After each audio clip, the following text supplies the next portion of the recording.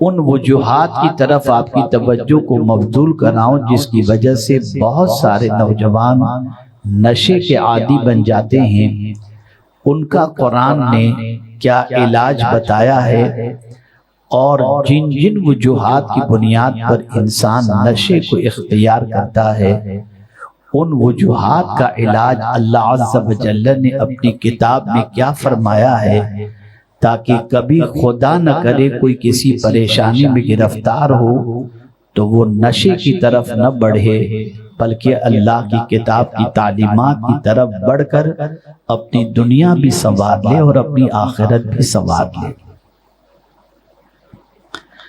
اللہ عز و جل نے فرمایا انما یرید الشیطان ان یوقع بینکم العداوۃ والبغضاء، اس کے علاوہ کچھ نہیں کہ جب شیطان ارادہ کرتا ہے تمہارے درمیان دشمنی کا، جب دو لوگوں کے درمیان شیطان لڑانے کا کام کرتا ہے، دشمنی کا کام کرتا ہے، تو وہ کن چیزوں کی وجہ سے دشمنی پیدا کرتا ہے؟ تو فرمایا فی الخمر والمیسر، شراب اور جوے کے ذریعے دو اچھے خاصے انسانوں کو ایک دوسرے کے سلسلے میں بغض اور لڑائی جھگڑے کی طرف آمادہ کر دیتا ہے۔ اور صرف یہی نہیں، وَيَصُدُّكُمْ عَنْ ذِكْرِ اللَّهِ، اور اللہ کے ذکر سے وہ روکتا بھی ہے، وَعَنِ الصَّلَاةِ، اور نماز سے بھی۔ آپ ذرا دیکھیں، نشے کی حالت میں نماز سے قریب جانے کے لیے بھی اللہ عز و جل نے منع فرمایا۔ رب فرماتا ہے یا ایھا الذین آمنوا لا تقربوا الصلاۃ وانتم سکارا، اے ایمان والو نماز کے قریب نہ جاؤ جب تم نشے کی حالت میں ہو۔ وجہ کیا ہے؟ نشہ ایسی چیز ہے کہ ماں بیٹی کی تمیز ختم ہو جاتی ہے۔ ایک انسان جب نشے کا عادی بن جائے، اس کی نگاہوں میں ماں، بیوی، بہن، بیٹی، اس کا فرق ختم ہو جاتا ہے، اور کبھی کبھی تو نشے کا عادی اس حد تک آگے بڑھ جاتا ہے کہ العیاذ باللہ ماں کو بیوی سمجھ بیٹھتا ہے اور بیوی کو ماں سمجھ بیٹھتا ہے۔ کبھی ایسا بھی ہوتا ہے کہ نشے کا عادی چند ٹکوں کے لیے نہ جانے کتنے جرائم کرتا ہوا دکھائی دیتا ہے، قتل کرتا دکھائی دیتا ہے، گھر لوٹتا دکھائی دیتا ہے، تباہ و برباد کرتا ہوا نظر آتا ہے۔ اے قرآن تیری عظمتوں پر قربان کے ہر وہ چیز جس کی وجہ سے کسی انسان کو، کسی مسلمان سے تکلیف پہنچے، اللہ نے ان ساری چیزوں کو حرام فرما دیا ہے۔ میرے پیارے آقا صلی اللہ علیہ وسلم کے پیارے دیوانوں، آپ اپنی بستی کا جائزہ لے سکتے ہیں، اپنی سوسائٹی کا جائزہ لے سکتے ہیں۔ ایک انسان جس کے پاس کل تک سائیکل نہیں تھی، جب وہ ڈرگ سپلائر بن جاتا ہے تو اس کے گھر کی پوزیشن جدا ہو جاتی ہے، اس کے پاس کار بھی آ جاتی ہے، فلیٹ بھی آ جاتا ہے، قیمتی موبائل بھی آ جاتا ہے۔ نوجوان نسل جب کسی کو ان چیزوں سے آراستہ دیکھتا ہے تو اس نوجوان نسل کے پیر پھسل جاتے ہیں، اور وہ بھی یہ سوچنے پر مجبور ہوتا ہے کہ اتنی جلدی اس کے پاس آسائش کے سارے سامان آ گئے، میں بھی کیوں نہ وہ راستہ اپناؤں جس کی وجہ سے دنیا کے عیش کی زندگی گزار سکوں۔ نتیجتاً وہ اس سے دوستی کرتا ہے، اور اس ڈرگ سپلائر سے دوستی کا سب سے بڑا نقصان یہ ہوتا ہے کہ وہ ڈرگ سپلائر سب سے پہلے اسے ڈرگ کا عادی بناتا ہے، اور پھر اس کے بعد سپلائی کرنے پر مجبور ہوتا ہے۔ کسی محلے میں اگر ایک منشیات کا عادی آ جائے تو پوری بستی کو تباہ کر دیتا ہے، برباد کر دیتا ہے، نوجوان نسل کو آوارہ بنا دیتا ہے۔ وہ مائیں بھی اپنے بچے کے لائے ہوئے ان سارے سامان کے بارے میں تحقیق نہیں کرتی کہ میرے بچے کے پاس یہ پیسے کہاں سے آئے جس کی وجہ سے اتنے قیمتی سامان لے کر کے آیا۔ بچے بہانے بناتا ہے، بچہ اسٹوری بناتا ہے، میں نے یہ کیا، میں نے یہ کیا، میں نے یہ کیا۔ ہمیں نہیں معلوم ہوتا کہ وہ بچہ کس طریقے سے ان دولت کو جمع کر رہا ہے، اور پھر ایک وقت آتا ہے، اللہ نہ کرے صدبار نہ کرے، کہ وہ بچہ جیل کی سلاخوں کے پیچھے پہنچ کر پوری زندگی اور پوری جوانی تباہ کر دیتا ہے۔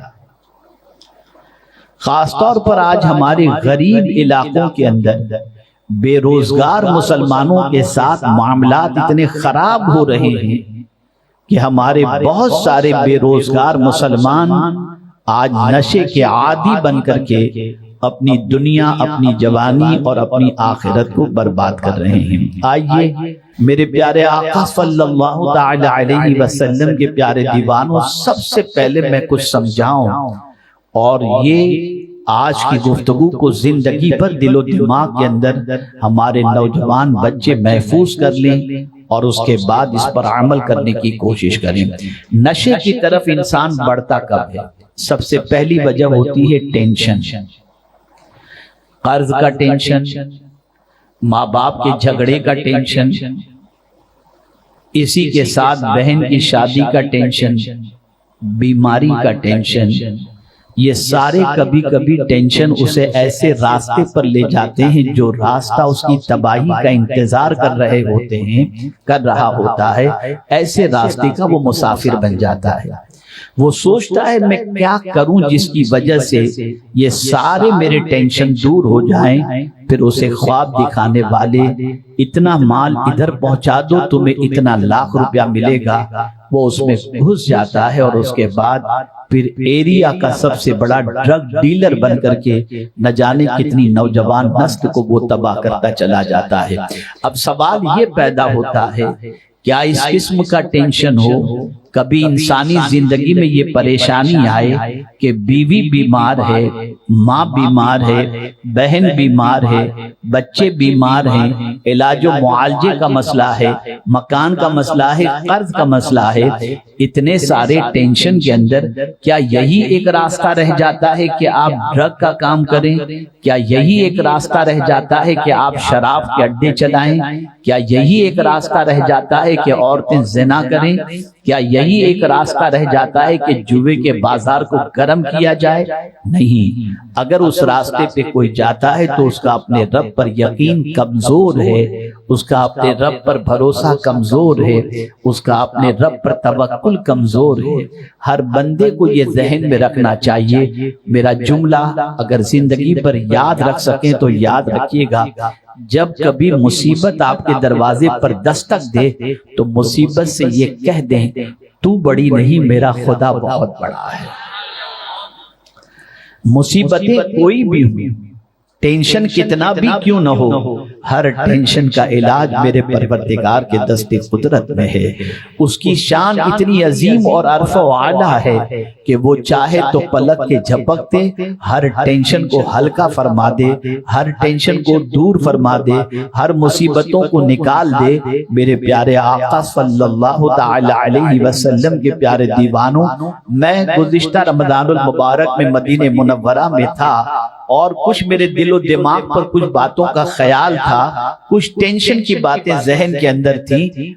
میں نے گنبد خضرا کو دیکھا تو اعلیٰ حضرت عظیم البرکت امام عشق و محبت کا ایک شعر مجھے یاد آ گیا، اور پھر وہ شعر میری زبان پر اس طرح سے جاری رہا کہ جتنے دن مدینہ منورہ میرا قیام رہا، میں اس شعر کو گنبد دیکھ کر کثرت سے پڑھتا رہا۔ اور وہ شعر کیا ہے؟ تن کا بھی تو میرے ہلائے نہیں ہلتا، تن کا بھی تو میرے ہلائے نہیں ہلتا، تم جو چاہو تو ہو جائیں ابھی کوہ محن پھول۔ یا رسول اللہ صلی اللہ تعالی علیہ وسلم، تن کا بھی اگر میں چاہوں کہ ہلا دوں تو مجھ میں اتنی طاقت نہیں، لیکن سرکار اگر آپ چاہیں تو غموں کا پہاڑ بھی پھول بن جائے۔ اے رسول اعظم صلی اللہ علیہ وسلم کے دیوانوں، ہم اس رسول کے ماننے والے ہیں جس رسول کو اللہ نے بڑی طاقت عطا فرمائی ہے، بڑی قوت عطا فرمائی ہے۔ پروردگار جل جلالہ نے حضور صلی اللہ علیہ وسلم کو رؤوف الرحیم بنا کر کے بھیجا۔ افسوس کی بات یہ ہے ہماری سوچ اور ہماری فکر دوسری طرف تو بڑھ جاتی ہے لیکن مدینے کے تاجدار کی طرف نہیں بڑھتی۔ اعلیٰ حضرت عظیم البرکت امام عشق و محبت نے یوں ہی نہیں کہا، غمزدوں کو رضا مزد دیجے کے ہیں، بے قصوں کا سہارا ہمارا نبی۔ آپ ذرا سوچو اور ذرا غور کرو، ہم اس رسول کے امتی ہیں جس رسول کے صدقے میں اللہ عز و جل ساری مصیبتوں کو دور فرما دے۔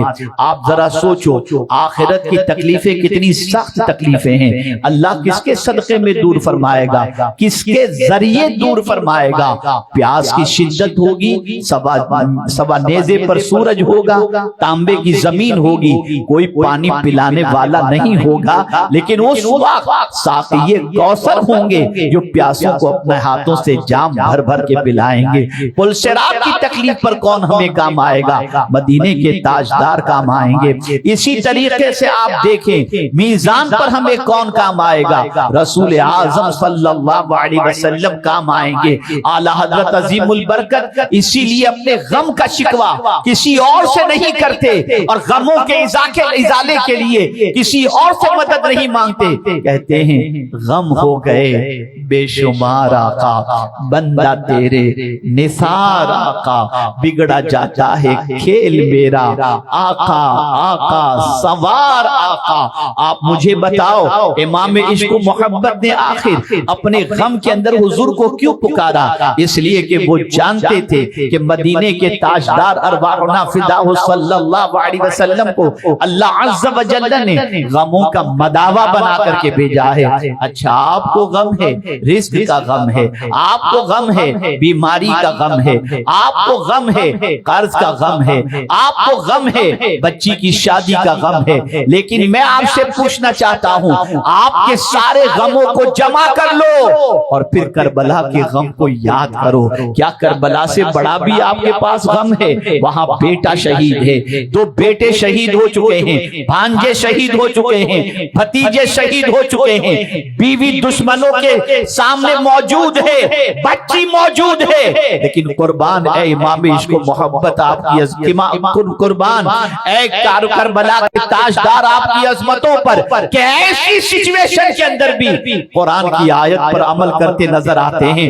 قرآن کہتا ہے وَلَا تَرْكَنُوا إِلَى الَّذِينَ ظَلَمُوا فَتَمَسَّكُمُ النَّارُ، ظالم کے سامنے نہ جھکنا ورنہ تمہیں آگ چھوئے گی۔ سب کچھ قربان کر دیا، اللہ کے فرمان پر عمل کر کے بتا دیا میں ہزار غم ہوں، میں کسی غم کی پرواہ نہیں کرتا، میں تو ہمیشہ اس چیز کا خیال کرتا ہوں کہ میرے رب کے حکم کی خلاف ورزی نہ ہونے پائے۔ آج تھوڑے سے غم میں پیر پھسل گئے، کوئی جادو کر رہا ہے، کوئی سفلی علم کرا رہا ہے، کوئی کیا کر رہا ہے، کوئی کیا کر رہا ہے۔ العیاذ باللہ یہ وہی کر سکتا ہے جس کا تعلق اللہ کی کتاب سے کمزور ہو، اللہ کے رسول صلی اللہ علیہ وسلم کے فرمان پر اس کی نظر نہ ہو۔ ورنہ میں آپ سے پوچھنا چاہتا ہوں وہ کون سا غم ہے جس میں صحابہ نے حضور کو یاد نہ فرمایا ہو؟ ہر غم کا مداوا بن کر مدینے کے تاجدار ارواحنا فداہ صلی اللہ علیہ وسلم اس فرش گیتی پر تشریف لائے۔ تو پہلی چیز ٹینشن آئے نا، غلط راستہ کبھی اختیار مت کرنا،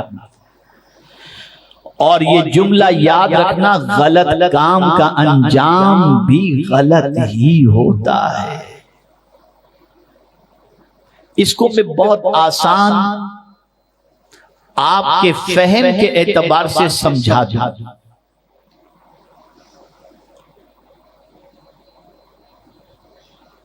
حرام کاموں کے ذریعے ٹینشن کبھی دور نہیں ہوتا، بلکہ حرام کاموں سے ٹینشن دور کرنے جاؤ گے تو ٹینشن بڑھ جائے گا۔ اس کو ایک آسان جملے میں سمجھاؤں، گندگی کو پاک کرنا ہے نا اور صاف کرنا ہے تو گندگی سے صاف نہیں ہوتی، پانی سے صاف۔ آپ اپنا ٹینشن دور کرنا چاہتے ہیں تو اللہ کی طرف رجوع کریں، قرآن کی طرف رجوع کریں، سرکار صلی اللہ علیہ وسلم کی طرف رجوع کریں، توبہ کی طرف آ جائیں، استغفار کی طرف آ جائیں، درود شریف کی طرف آ جائیں، گناہوں سے بچنے کی طرف آ جائیں۔ میرا مولا پلک کے جھپکتے آپ کے سارے ٹینشن کو دور فرما دے گا۔ لیکن یاد رکھیں، ٹینشن کا علاج حرام کاموں کے ذریعے کریں گے، ٹینشن ختم نہیں ہوگا بلکہ ٹینشن بڑھتا چلا جائے گا۔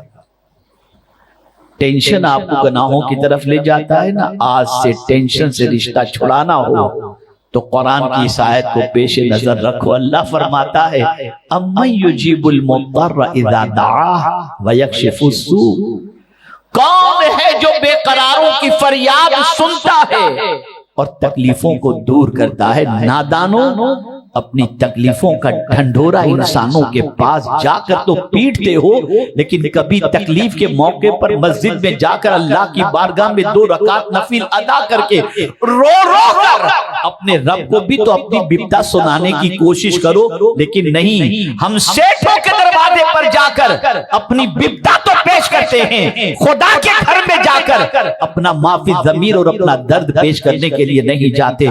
قرآن اٹھا کر دیکھیں، حضرت یعقوب علیہ السلام نے اپنے بیٹے کی جدائی کے اندر جو قرآن مقدس میں ان کا قول ہے اسے سنیں، کہتے ہیں انما اشکو بثی وحزنی الی اللہ، میں اپنی شکایت اور اپنا غم اپنے رب ہی کو عرض کرنے کے لیے تیار۔ بدلو اپنی سوچ کو، بدلو اپنی فکر کو۔ ٹینشن کا علاج ڈرگ سپلائی کرنا یا شراب کے اڈے چلانا نہیں ہے۔ آپ کے ایک ڈرگ کے کاروبار سے ایک نوجوان ہی نہیں بلکہ اس کی پوری فیملی برباد ہو جاتی ہے۔ اگر کوئی ڈرگز کا کام کرتا ہے، کسی ایک نوجوان کو ڈرگ پلا کر کے اس کو ڈرگ کا عادی بنا کر اپنی دولت کو جمع کر رہا ہے، وہ اپنے لیے جہنم کی آگ کا انتظام کر رہا ہے۔ خبردار نوجوانوں، تم اس رب کے ماننے والے ہو جو چپ رہو نا آپ تب بھی وہ آپ کی بات جان لیتا ہے۔ ہم اس رب کے ماننے والے ہیں جو ماں کے پیٹ میں بھی ہمیں روزی دیتا تھا اور جب زمین پر آئے تب بھی ہمیں روزی دے رہا ہے۔ افسوس ہمارے پیر پھسل جاتے ہیں، مسلمانوں کے قدم پھسل جاتے ہیں، اور آج جہاں جہاں مسلمانوں کی اکثریت ہوگی، نوجوان نسل کو تباہ کرنے کے لیے وہاں پر ڈرگ کو عام کیا جاتا ہے، شراب کو عام کیا جاتا ہے، جوئے کو عام کیا جاتا ہے۔ اور بڑی معذرت کے ساتھ میں ابھی کہیں گیا ہوا تھا، یاد نہیں آ رہا ہے، کسی علاقے میں گیا ہوا تھا، اور اس علاقے میں میری تقریر بھی، مجھے اس علاقے کا بیک گراؤنڈ نہیں معلوم تھا کہ اس علاقے میں کیسے نوجوان رہتے ہیں، لیکن سملر سچویشن کے اعتبار سے جو مسلم اکثریتی علاقے ہیں اس کے اعتبار سے میں نے گفتگو کی تو مجھے پتا چلا کہ جہاں بیٹھ کر آپ گفتگو کر رہے تھے اس کے قریب ہی 2 نوجوانوں کا گھر ہے۔ وہ 2 نوجوان ہر 2-4 مہینے میں ایک مرڈر کرتے ہیں اور پھر سینہ تان کر کے گھومتے ہیں۔ ان دونوں بچوں کا باپ ان سے اتنا عاجز آ چکا ہے کہ پولیس سے کہتا ہے کہ ان کا انکاؤنٹر کر دو۔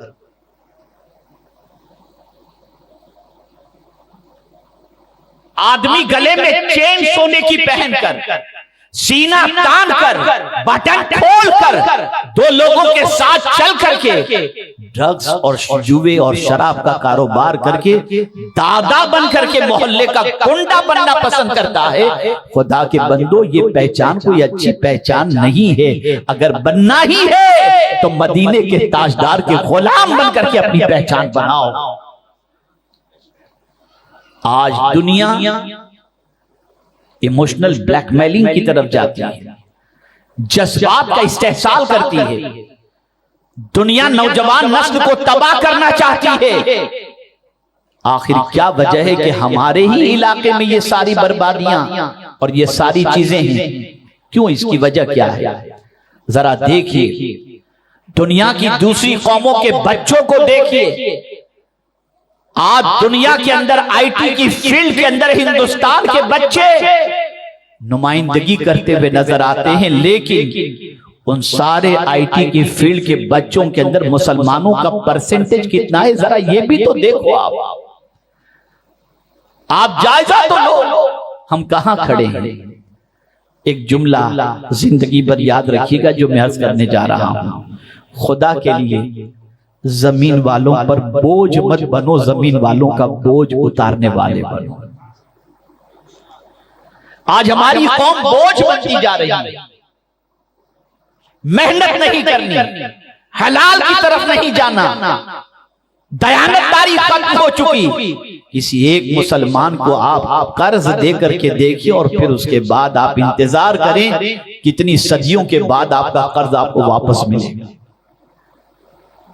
ذرا پہچان دیکھ لیں، آپ ذرا آئیڈینٹی دیکھ لیں، ذرا شناخت دیکھ لیں۔ یہی مسلمان تھے جن کے کردار کی دنیا قسم کھایا کرتی تھی، یہی مسلمان تھے جن کی دیانتداری کی دنیا قسم کھایا کرتی تھی، اور آج پوری دنیا میں یہ مسلمان قابل اعتبار نہیں رہا الا ماشاءاللہ۔ تو عرض یہ کر رہا تھا، ٹینشن کی وجہ سے آدمی ڈرگز کی طرف بڑھتا ہے، خبردار، ٹینشن آئے تو ٹینشن سے کہہ دو تو بڑا نہیں، میرا خدا بہت بڑا ہے۔ اللہ کی طرف رجوع کرو، اللہ کے رسول صلی اللہ علیہ وسلم کی طرف آ جاؤ، ٹینشن انشاءاللہ العظیم اللہ تعالیٰ دور فرما دے گا، پریشانی کو دور فرما دے گا۔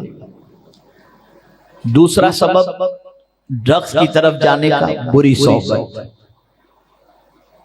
ایک غلط دوست مل گیا اور اس کی سنگت آدمی نے اختیار کر لی، پہلے وہ حقہ پلائے گا، پھر سگریٹ پلائے گا، اور پھر سگریٹ کے اندر کچھ بھر کے پلا دے گا، زندگی تباہ۔ آقا کریم صلی اللہ تعالی علیہ وسلم نے ارشاد فرمایا کہ دوست بنانے سے پہلے اس دوست کا دین دیکھ لو، اس لیے کہ انسان اپنے دوست کے دین پر ہوتا ہے۔ یہاں ایک بات اور میں آپ کے سامنے عرض کروں کہ آپ کی بچی کا رشتہ کسی لڑکے کا آئے تو آپ سب سے پہلے یہ دیکھنے کی کوشش کرتے ہیں کہ اس کے دوست کیسے ہیں۔ سوال یہ پیدا ہوتا ہے دوست کا رشتہ تو نہیں آیا، لڑکے کا رشتہ آیا ہے، دوستوں کی تحقیق کیوں کرتے ہو؟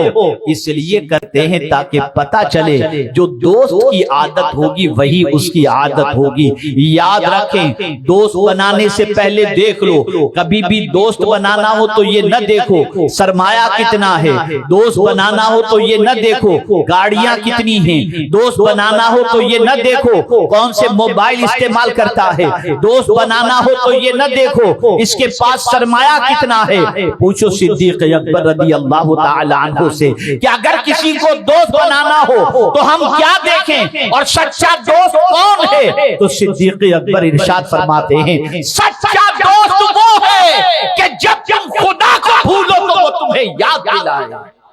وہ تمہارا سچا دوست ہے، وہ تمہارا سچا دوست ہے، وہ تمہارا دوست نہیں 4 بجے تک مسجد کے پاس ہوٹل میں کھانا کھلائے اور اذان کا وقت ہو تو کہے چل بھیا گھر پہ چلیں ابھی اذان کی آواز آئے۔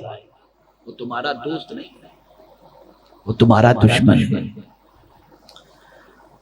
وہ تمہارا خیر خواہ نہیں ہے۔ ہمیشہ صحبتوں کے حوالے سے خیال رکھیں۔ انشاءاللہ پرسوں میرا اس پر تفصیلی خطاب بنگلور کی سرزمین پر ہے، صحبتوں کا اثر۔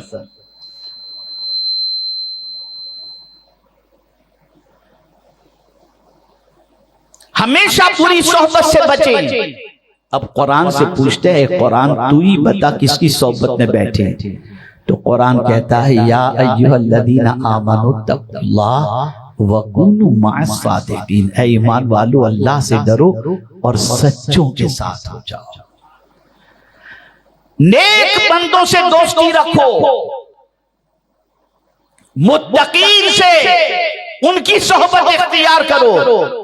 اس لیے کہ قیامت کے دن بہت سارے جگری دوست دشمن بن جائیں گے، لیکن اگر آپ نے کسی متقی سے دوستی کی تو ان کی دوستی قیامت میں کام آئے گی۔ اللہ فرماتا ہے الاخلاء یومئذ بعضهم لبعض عدو الا المتقین، قیامت کے دن بعض جگری دوست بعض کے دشمن بن جائیں گے مگر متقین، یعنی اگر آپ نے کسی اللہ کے ولی سے دوستی کی، کسی نیک سے دوستی کی، کسی پرہیزگار سے دوستی کی، کسی عالم باعمل سے دوستی کی، ان کی دوستی تمہیں قیامت کے اندر کام آئے گی، اس لیے کہ یہ اس وقت تک جنت میں نہیں جائیں گے جب تک کہ اپنے دوست کو اپنے ساتھ لے کر کے نہ جائیں۔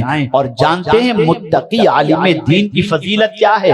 آقا کریم صلی اللہ علیہ وسلم ارشاد فرماتے ہیں کسی متقی عالم کے پیچھے نماز پڑھنا ایسا ہی ہے جیسے میرے پیچھے نماز پڑھنا۔ آپ ذرا سوچو، ذرا غور کرو۔ تو نشے کا عادی انسان بنتا ہے بری صحبت کی بنیاد پر۔ تیسرا سبب، میں جلدی جلدی گفتگو کو بڑھاتا چلوں۔ تیسرا سبب کاروبار میں ناکامی۔ چلیے تھوڑا اور کھل کر کے بول دوں، محبت میں بھی ناکامی۔ جس سے پیار کرتے تھے اس نے شادی کرنے سے منع کر دیا، ناکام ہو گئے، بھیا مجھے اتر گیا، چلے دوسری طرف، ڈرگز پی رہے ہیں، ٹینشن، غم میں ہوں، غم دور کر رہا ہوں۔ کسی مقصد میں ناکامی کی بنیاد پر تجارت کر رہے تھے، فیل ہو گئے، دیوالیہ ہو گیا، نشے میں چلے گئے۔ اس کا بھی حل قرآن نے بتایا ہے، اس کا بھی حل قرآن نے بتایا ہے۔ جب کبھی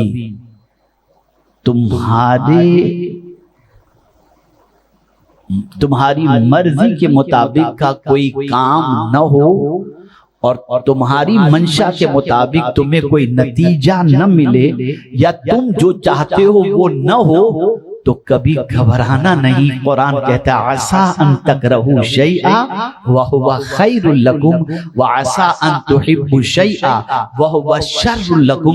قرآن کہتا ہے بہت ساری چیزیں ایسی ہیں جسے تم اچھا سمجھتے ہو لیکن تمہارا رب جانتا ہے کہ اس میں تمہارے لیے نقصان ہے، اور بہت ساری چیزیں جسے تم اپنے لیے نقصان دہ سمجھتے ہو لیکن اللہ جانتا ہے کہ اس میں تمہارے لیے بہتری موجود ہے۔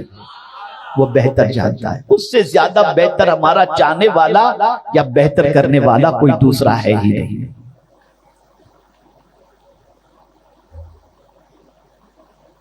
اے رسول اعظم صلی اللہ تعالی علیہ وسلم کے دیوانوں، اب کریں کیا؟ ناکام ہو گئے تجارت کے اندر، ناکام ہو گئے محبت کے اندر، ناکام ہو گئے ایگزام کے اندر، تو قرآن نے ایک ہی چیز بتا دی، سولیوشن، وَأُفَوِّضُ أَمْرِي إِلَى اللَّهِ، میں نے اپنا کام اپنے رب کو سونپ دیا۔ ان اللہ بصیر بالعباد، بے شک وہ اپنے بندوں کو دیکھنے والا ہے۔ اے رسول اعظم صلی اللہ تعالی علیہ وسلم کے دیوانوں، بری صحبت کی بنیاد پر اور اسی کے ساتھ ناکامی کی بنیاد پر انسان اس راستے کا مسافر بن جاتا ہے۔ اے رسول اعظم صلی اللہ تعالی علیہ وسلم کے دیوانوں، میں نے تینوں سولیوشن آپ کو بتا دیے قرآن کی روشنی میں۔ بری صحبت سے بچو، ناکامی پر افسردہ ہونے سے بچو، مایوس کبھی زندگی میں مت ہونا۔ قرآن کہتا ہے وَمَن يَقْنَطُ مِن رَحْمَتِ رَبِّهِ إِلَّا الضَّالُّونَ، اللہ کی رحمت سے وہی مایوس ہوتا ہے جو گمراہ ہے۔ اللہ نے فرما دیا لا تقنطوا من رحمت اللہ، اللہ کی رحمت سے نا امید مت ہو۔ اب اس پر بھی بہت آگے کی گفتگو ہے، اور جو ریزن ہے میں اس ریزن پر اب گفتگو نہیں کرتا، کن کن وجوہات کی بنیاد پر میں نے موٹی وجوہات بتا دی۔ اب آئیے نشے سے ہوتا کیا ہے؟ چلیے ایک چوتھی بات بھی عرض کر دوں جو بہت سمجھنے کے لائق ہے. کوئی ٹینشن نہیں، کوئی ناکامی نہیں. ایسے بھی تو لوگ ہیں نا جن کو کوئی ٹینشن نہیں، کوئی ناکامی نہیں، کوئی بری صحبت نہیں ہے، شوقیہ نشہ کرتے ہیں. ذرا مالداروں کو دیکھ لیجئے، فلم انڈسٹری کے لوگوں کو دیکھ لیجئے، شوقیہ نشہ کرتے ہیں، شوق سے نشہ کرتے ہیں.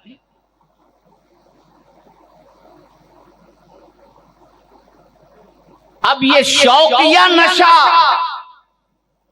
اس سے بھی قرآن نے منع فرمایا. قرآن کہتا ہے کلوا واشربوا ولا تسرفوا انہ لا یحب المسرفین. کھاؤ پیو اور فضول خرچی نہ کرو. دولت اس لیے نہیں ہے کہ تم نشے میں اڑا دو، دولت اس لیے نہیں ہے کہ تم عیاشی میں اڑا دو، دولت اس لیے نہیں ہے کہ تم آوارہ گردی اور زنا کے اندر اڑا دو. اس لیے کہ یہ بات یاد رکھیں، مال اور جان یہ دونوں چیزیں اللہ کی امانت ہیں. اس میں جو بھی خیانت کرے گا اللہ اسے معاف نہیں فرمائے، اللہ اس سے محبت نہیں فرماتا. آپ مال بھی اپنی مرضی سے یوز نہیں کر سکتے، جان بھی اپنی مرضی کے مطابق استعمال نہیں کر سکتے. جان اور مال اللہ کی امانت تھے، دونوں کو یوز کرو اللہ کے قانون کے مطابق، اللہ کے رسول صلی اللہ علیہ وسلم کے فرمان کے مطابق. میرے پیارے آقا صلی اللہ تعالی علیہ وسلم کے پیارے دیوانوں، تو جو شوقیہ نشہ کرتے ہیں انہیں بھی چاہیے کہ وہ سمجھ لیں کہ اللہ کو ایک ایک پیسے کا حساب دینا ہے.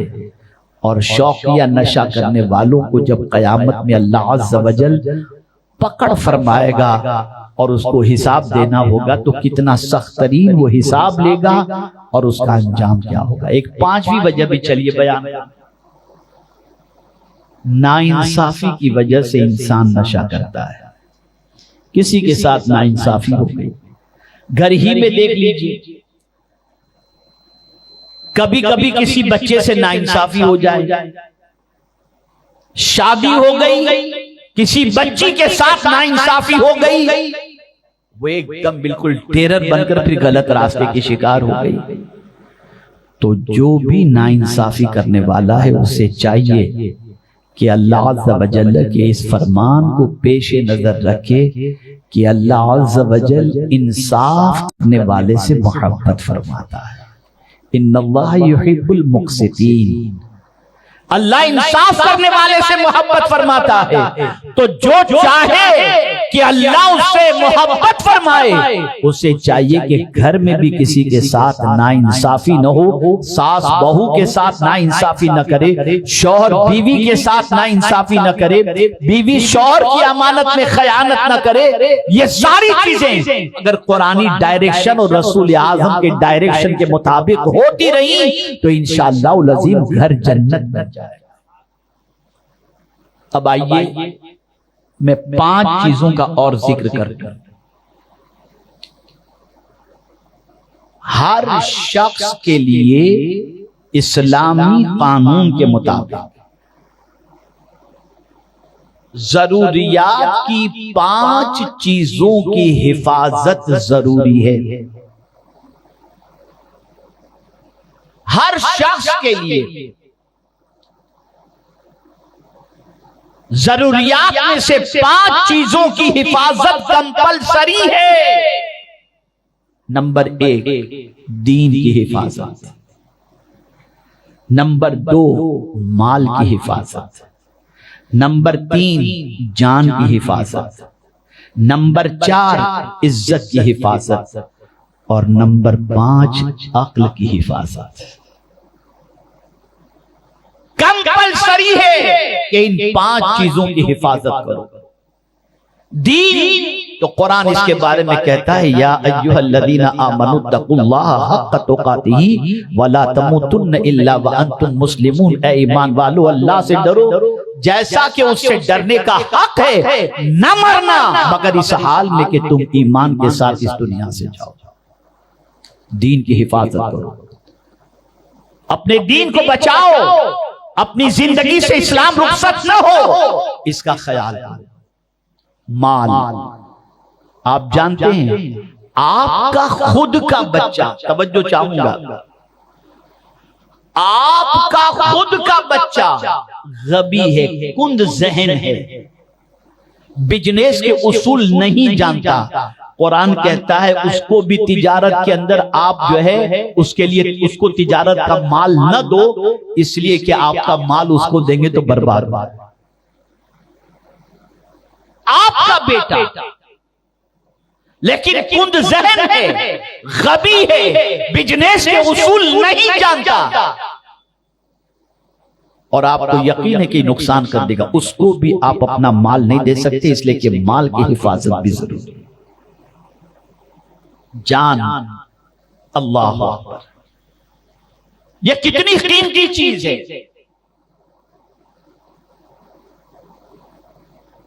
کہ اللہ عز و جل نے جان بچانے کی حد تک حرام چیزوں کے استعمال کی بھی اجازت عطا فرمائی، اور فرمایا فَمَنِ اضْطُرَّ غَيْرَ بَاغٍ وَلَا عَادٍ فَلَا إِثْمَ عَلَيْهِ،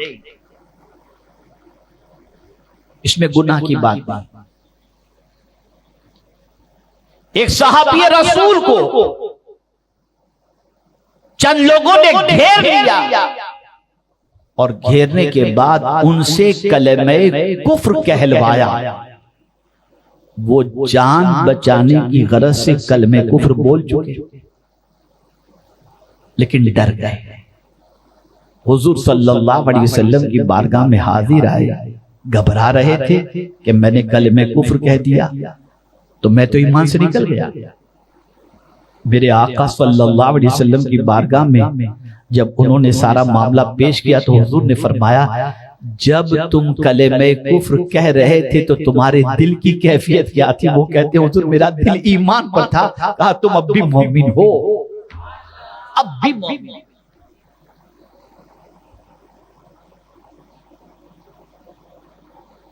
یہ ہے جان کی حفاظت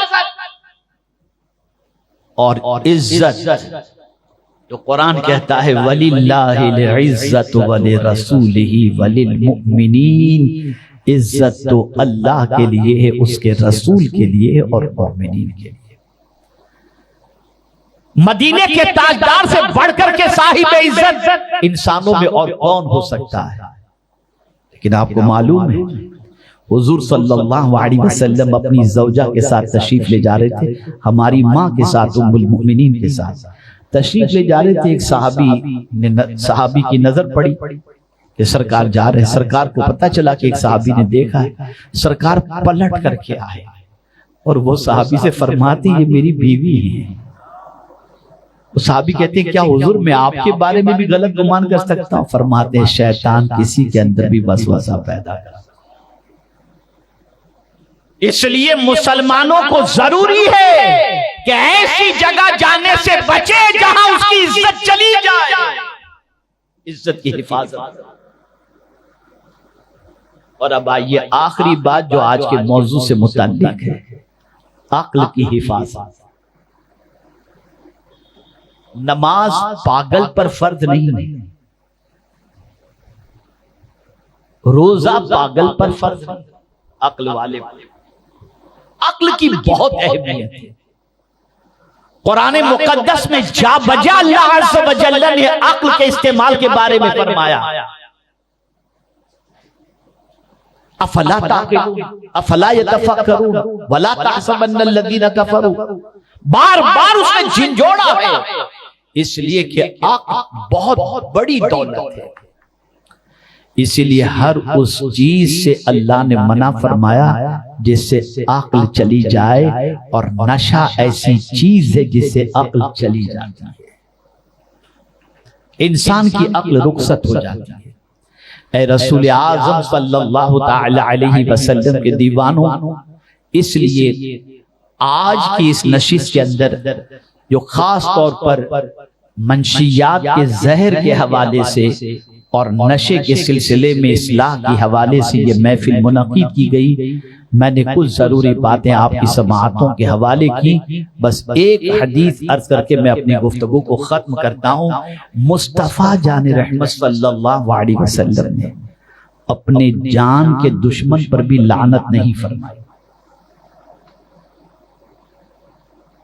طائف میں جنہوں نے سرکار صلی اللہ علیہ وسلم کے پائے مبارک کو لہو لہان کیا، حضور نے ان کے لیے بھی لعنت نہیں فرمائی، یہاں تک کہ اپنے چہیتے چچا سیدنا امیر حمزہ رضی اللہ تعالیٰ عنہ کے قاتل کے لیے بھی حضور نے لعنت نہیں فرمائی۔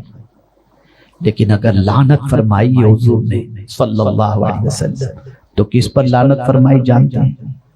شراب پینے والا، شراب نچوڑنے والا، شراب بیچنے والا، شراب پہنچانے والا، نشے کے جتنے بھی اقسام ہیں، نشے کی جتنی بھی چیزیں ہیں، ان کو ادھر سے ادھر پینے، پلانے، بیچنے، یہ سارے کام کرنے والوں پر حضور صلی اللہ علیہ وسلم نے لعنت فرمائی۔ اور لعنت کا مطلب آپ جانتے ہیں، اللہ کی رحمت سے دور۔ اگر حضور کسی کو اللہ کی رحمت سے دور فرما دیں تو پھر اس بندے کی دنیا بھی برباد اور آخرت بھی برباد۔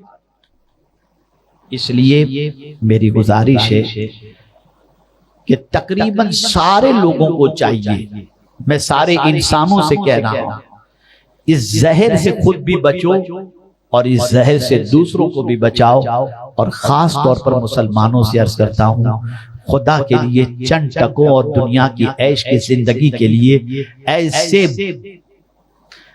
برے اور ایسے تباہ کن کاروبار اور عادت سے اللہ کی بارگاہ میں سچی توبہ کرو۔ اللہ تعالی رحمت عالم نور مجسم فخر آدم و بنی آدم صلی اللہ علیہ وسلم کے صدق و طفیل پوری دنیا کے انسانوں کو اور خاص طور پر مسلمانوں کو منشیات اور نشے کی چیزوں سے بچنے کی توفیق نصیب فرمائے۔